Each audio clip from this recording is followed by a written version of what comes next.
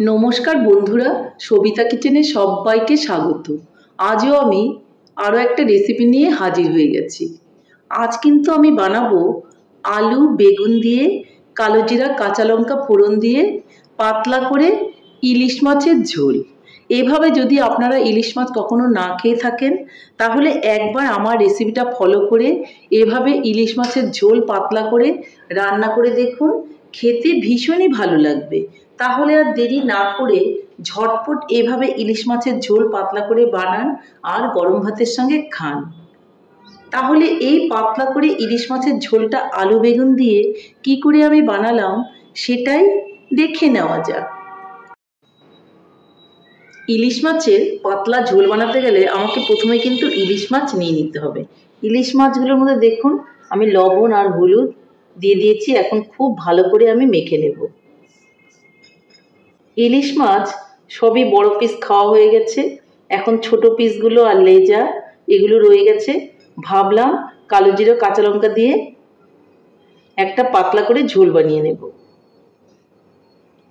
সেই জন্য কিন্তু আমি খুব ভালো করে মাছগুলোকে দেখুন লবণ হলুদ মেখে নিলাম।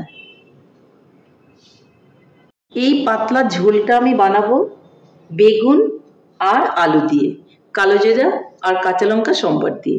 বেগুনগুলোকে দেখুন এইভাবে লম্বা লম্বা করে কেটে নিয়েছি, আর আলুও কিন্তু ঠিক এইভাবেই লম্বা লম্বা করে কেটে নিয়েছি। কয়েকটা নিয়ে নিয়েছি কাঁচা লঙ্কা। খুব সিম্পলভাবে, খুব সাধারণভাবে কিন্তু আমি এই ইলিশ মাছটা আজকে বানাবো। যদি আপনারা পাতলা করে কালো জিরা কাঁচা লঙ্কা দিয়ে ইলিশ মাছ না খেয়ে থাকেন তাহলে ঝটপট আমার রেসিপিটা ফলো করতে থাকুন। এদিকে আমি একটা কড়াই বসিয়ে দিয়েছি আর তাতে দিয়ে দেব তেল।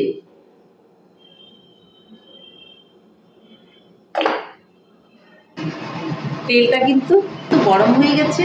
এখন আমি মাছগুলোকে এক এক করে ভেজে তুলে নেব।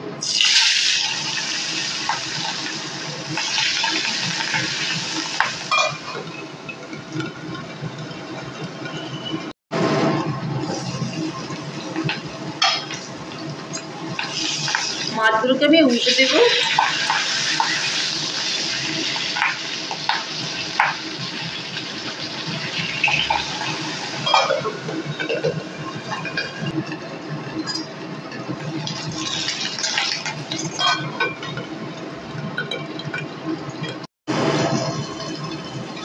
মাছগুলো কিন্তু ভাজা হয়ে গেছে, মাছগুলোকে আমি এখন তুলে নেব। বাদ বাকি মাছ দুটো কিন্তু আমি আবার দিয়ে দেব।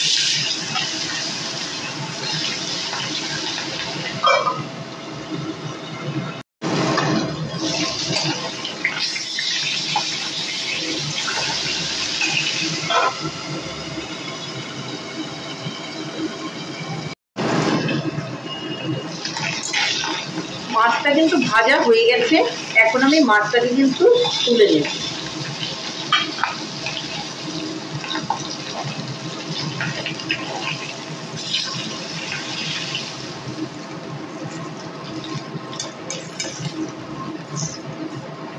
ইলিশ মাছের লেজাটা কিন্তু অনেক বড় করে কাটা আছে, খুব সুন্দর লাগছে।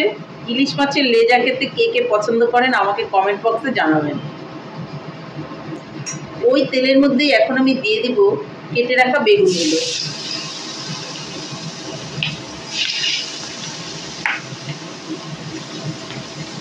বেগুনগুলো দিয়ে দিব একটুখানি লবণ।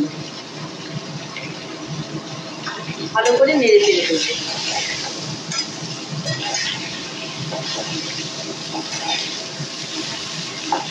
বেগুনের মধ্যে কিন্তু আমি একটু হলুদও দিয়ে দেব।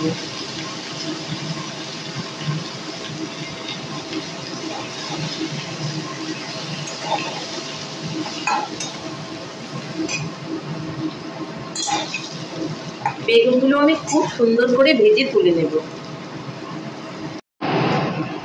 বেগুনগুলো খুব সুন্দর করে ভাজা হয়ে গেছে, এখন আমি বেগুনগুলোকে তুলে নেব।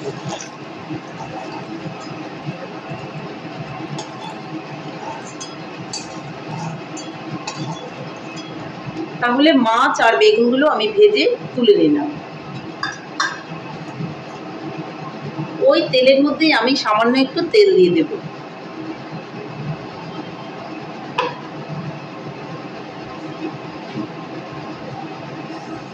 তেলের মধ্যে আমি দিয়ে দিব কিছুটা কালো জিরে, আর দিয়ে দেব দুটো কাঁচা লঙ্কা। এর মধ্যে একটু হলুদ দিয়ে দেব, আর আলুগুলো কেটে রেখেছিলাম সেই আলুগুলো আমি এর মধ্যে দিয়ে দেব।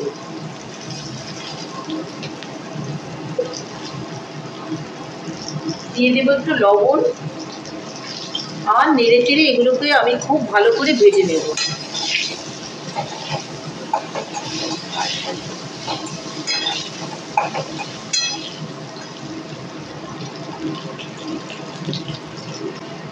লঙ্কাগুলো কিন্তু বেশি ভাজা হয়ে গেলে ভালো লাগবে না, পুড়ে যাবে। লঙ্কাগুলোকে আমি এখন একটু সাইড থেকে তুলে রাখবো।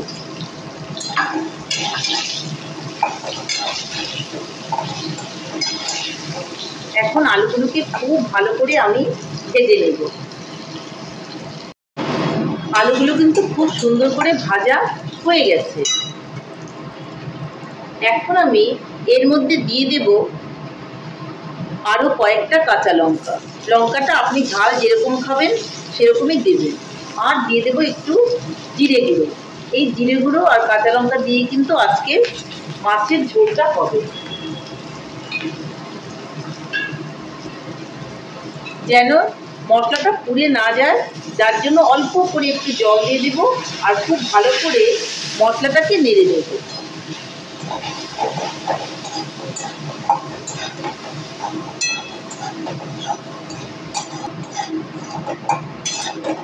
মশলাটা কিন্তু আলুর সঙ্গে খুব সুন্দর করে কিন্তু দেখুন ভাজা হয়ে গেছে।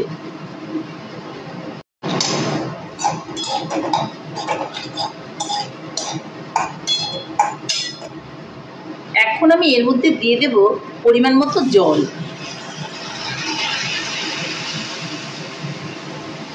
বলেছিলাম পাতলা করে ঝোল বানাবো, যার জন্য কিন্তু জলটা একটু বেশি করে দিয়ে দিলাম। তাছাড়া আলুগুলোও কিন্তু জলের মধ্যে সেদ্ধ হতে হবে। এখন একটা ঢাকনা দিয়ে রেখে দেব। ঢাকনাটা আমি তুলে দেখে নেব।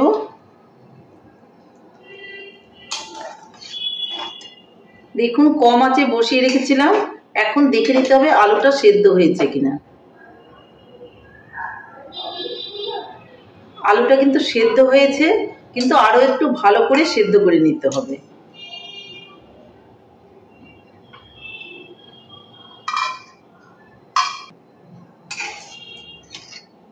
এই সময়ে আমি ঝোলের মধ্যে মাছগুলোকে দিয়ে দেব, কারণ মাছগুলোকেও কিন্তু একটুখানি ফুটিয়ে নিতে হবে। যে মাছ আর বেগুন আমি ভেজে তুলে রেখেছিলাম, বেগুন আর মাছ সবই কিন্তু আমি এর মধ্যে দিয়ে দেব।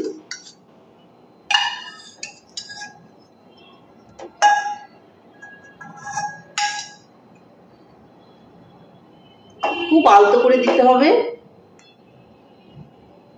এই সময়ে আপনি একটু ঝোলের প্রয়োজন হলে একটু ঝোল বাড়িয়ে দিতে পারেন গরম জল দিয়ে, কারণ এটা কিন্তু আরো কিছুক্ষণ ফুটবে। তাহলে আমি এর মধ্যে আরো সামান্য একটুখানি জল দিয়ে দিচ্ছি।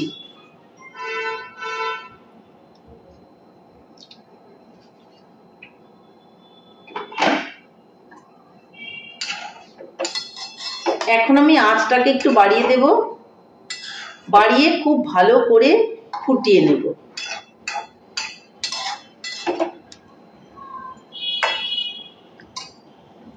এই সময় আপনি লবণটা দেখে নিতে পারেন।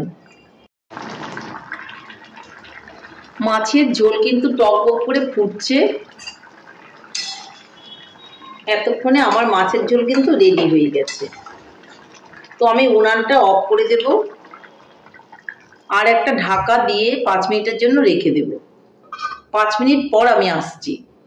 5 মিনিট পর আমি এটাকে নামিয়ে নেব।